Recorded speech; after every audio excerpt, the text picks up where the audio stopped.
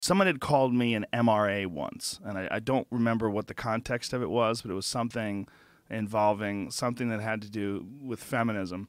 And they called it to me as a pejorative, and I was like, what is that? What is an MRA? So I had to Google it. And then when I realized it was men's rights advocate, and I was like, I can't believe that a feminist is making fun of me, is using a negative term, men's rights advocate, so that it gets bad to care about men's rights? Like, Right. what's going on here? So that made me get deeper into the rabbit hole of Miss Christina Sommers, and then I started watching your factual feminism videos, and I started listening to some of your conversations, and I became very impressed, but I also became very perplexed, because you face a lot of backlash.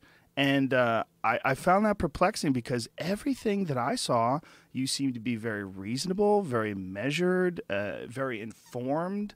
Like, how did Polite. you... Polite, very polite. How did you get on this kind of crazy journey, almost as like... correct me if I'm wrong, but it seems like... I don't want to say you're redefining feminism, but you're redefining it after it's been redefined. Does that Right, make or actually sense? taking it back to its original noble purpose, which was about equality, basic fairness to women, that women and men should enjoy equal liberty and dignity, rights, of course. But feminism has drifted into, I think, a kind of female chauvinism. And I became a feminist many years ago, decades ago, because I did not appreciate male chauvinism. I still don't, but I don't like female chauvinism. That's what we have today, too much of that. And is there an origin of all this? I mean, is there one thing that you could point to where this all started? Because it seems like the origins of it, like if you go back and watch like old movies and take a look at old culture, it's very clear there's a lot of sexism going on. Like men would smack women in old movies, and it was like, it seemed like that's like, in other than reading books, that's the best interpretation of the time. Mm-hmm. So if you go back to those 1950s films and look at how people treated each other, it seems like there were much clearer definitions that women were struggling against, like this idea that women were inferior, that the whole stereotype of women belong barefoot and pregnant in the kitchen. Like this was what young women were fighting against, where women, period, were fighting against when feminism sort of started its march. Right. That's right. And then what happened, particularly in the academy, and I was teaching philosophy in the 1980s, and the chairman of my department asked me to teach a course in feminist theory. And I thought, fine, I'm a theorist, I'm a feminism. I sent away for the textbooks. I was shocked by what came through the mail. I spent the summer reading these books. And as a philosophy professor of many years, I thought there was a sacred commandment about college teaching. Thou shalt teach both sides of the argument. It never occurred to me it was my job as the teacher to take my views about the world and implant them in the minds of my students. I wanted to give them the techniques to make their own decisions. And you do that. One way to do that is to give them the best that was thought and said on both sides of a contentious issue. Well, these textbooks were not like that. They were a series of mutually reinforcing readings, and it was a conspiracy theory about the patriarchy, buttressed by inflated statistics. So after spending a summer reading these books, I wrote a paper I went to the American Philosophical Association and presented it. And I will tell you, typically at the American Philosophical Association, if you give a paper, it's very combative. But then you go out for drinks.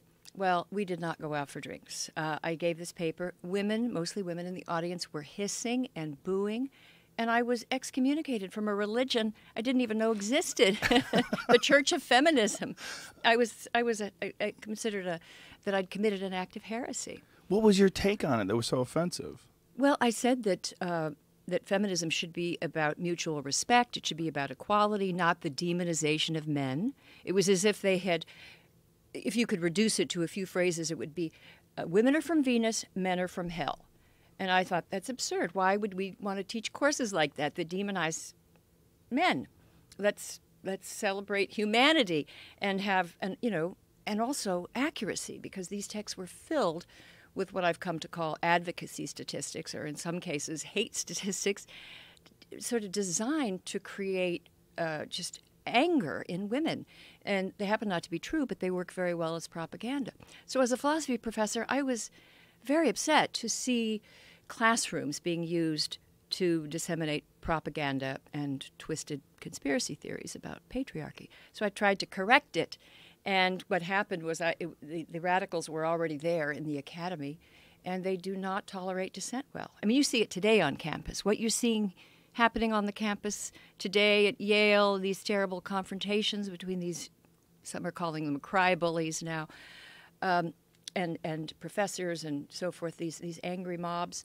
I have been confronting them for years, but now the public is beginning to notice.